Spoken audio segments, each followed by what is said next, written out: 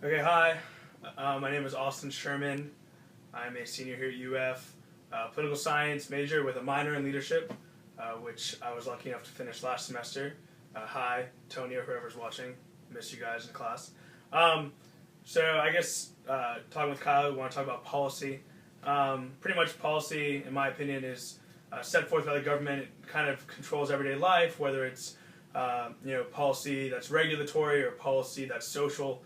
Uh, and I know for this class, you're specifically asking what is good policy and how policy could maybe be used to impact hunger problems in 2050 with an increased world population. Um, I think good policy, just a couple things in my opinion that constitute are one, that it's very clear as to what that policy controls or governs. Two, it's well thought out and that it actually solves the problem that it's attempting to solve. Three, I think it has to be in the best interest of everyone, but in the best interest of everyone, not as what is going to make people the most money or the most prosperous, but what gives everyone the best shot and what is the most responsible action that we can take. So we're being fiscally responsible with what we can afford to do and things like that. So those are some things that constitute good policy in my mind. I think good policy is kind of hand in hand with responsibility. In 2050, when you're talking about food, I think policy can have an impact on that.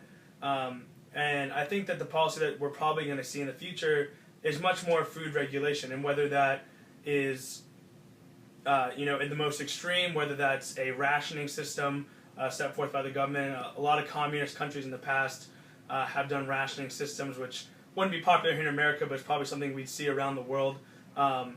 Also, probably some regulatory policy with how much land is used for agriculture, how much land is used for livestock. So I think that we're going to see a huge increase in cost, and so we might see some regulatory policy to subsidize that. Because as land becomes more and more scarce and food becomes more scarce, the price is going to increase. And the only way to reduce that price, as we saw in the Great Depression with FDR, is a lot of subsidies. If you can remember the quintessential images of people dumping milk into the street because there was too much milk from dairy farmers. So I think those are some policies that we might see in 2050. I think that along with food policy, we're going to see population control policy.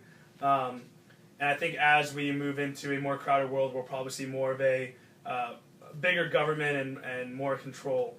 So yeah, that's what I have to say about that. I hope that answers the question, and I hope that Kyle gets an A on this. So thanks for listening.